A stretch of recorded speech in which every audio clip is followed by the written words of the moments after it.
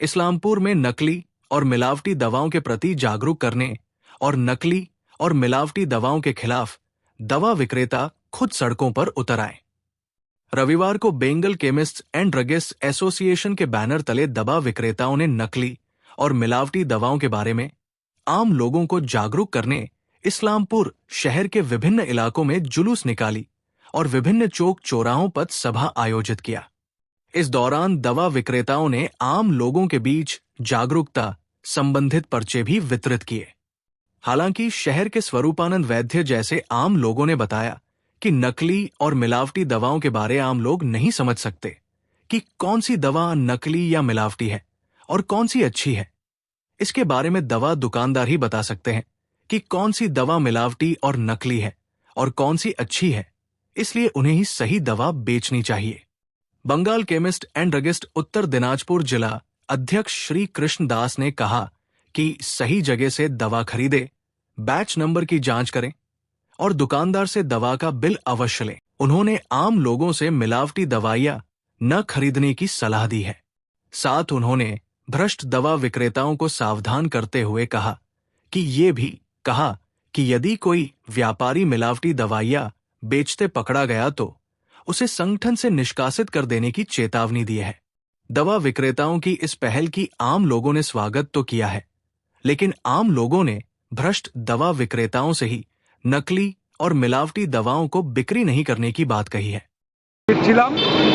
ওষুধ ব্যবসায়ীরা তারা একটা লিফলেট দিচ্ছে। কোন সংস্থা?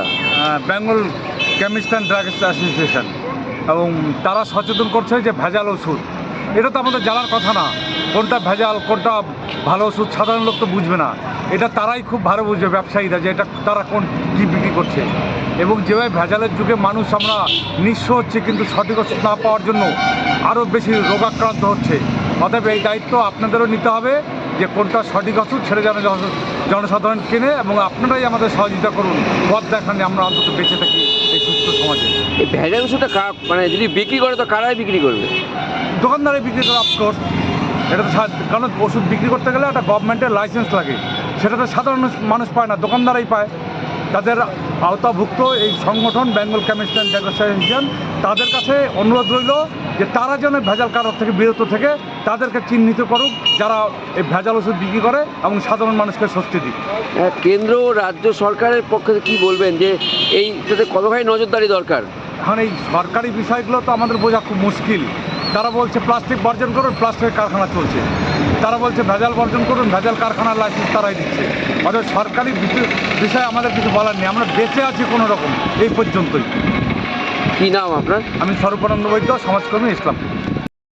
সারা রাজ্যব্যাপী আজকে এটা আমাদের বিসিডি সারা বাংলা জুড়ে ঠিক 10:30টায় আমরা এটা শুরু করেছি সারা বাংলায়, যে জাল ওষুধ সংগঠনের যারা স্বীকৃত মেম্বার তারা কখনোই এই নিয়ে চিন্তা করে না। আর আমরা একটাই কথা বলে দিই পরিষ্কার, যে জাল ওষুধ ধরা যদি কারো কাছে পড়ে তাহলে আমরা বিসিডির থেকে আউট করে দেবো। বলছি যে জাল ওষুধ মানুষ কি করে চিনবে, কি করে? সরকার তো কিউআর কোড দিচ্ছে। এবার আমরা যেটা বলছি সাধারণ মানুষকে অবশ্যই সঠিক জায়গার থেকে ওষুধ কিনে ব্যাচ নাম্বার দেখে বিলটা যেন প্রত্যেকে নেয়, তাহলে আমরা তাকে ধরতে পারবো যে এই দোকানদার যদি ভুল ওষুধ দেয় ধরা পড়বে। এছাড়া কোনো রাস্তা নেই। কোম্পানি ছাড় ওষুধ দেয় না, কোম্পানির কথা বলছি না, যে সারটা কোথার থেকে দেবে? আমাদের দিচ্ছে কত 20% রিটেলারদের লভ্যাংশ গভর্নমেন্ট নির্ধারিত, আর হোলসেলারদের 10%। তার উপরে মানুষ আজকে যা দেখতে পাচ্ছি যে 20% উপরে এমনি সে যে 25%, 30% কোথার থেকে আসবে? এটা আপনারা সাধারণ বিবেকে বুঝবেন। মানুষকে কি বলবেন? মানুষকে বলছি সঠিক জায়গায় ওষুধ কিনুন, সঠিক দোকান থেকে ওষুধ কিনুন, ব্যাচ নাম্বার এবং মূল্য দেখে অবশ্যই মালটা কিনুন, বিল ছাড়া যেন কেউ মাল না। সাধারণ মানুষ অন্তত বলছি, সাধারণ মানুষ তো বিভ্রান্ত হচ্ছে, কি বলবেন? সাধারণ মানুষ দেখুন, সাধারণ মানুষের সচেতন হতে হবে নিজেকেও, যে আমি একটা ওষুধ কিনবো যেটা জীবনদায়ী জিনিস, সেই জায়গাটা যদি দেখে না কিনি, যেখান থেকে কিনে নেবো, এটা তো হতে পারে না।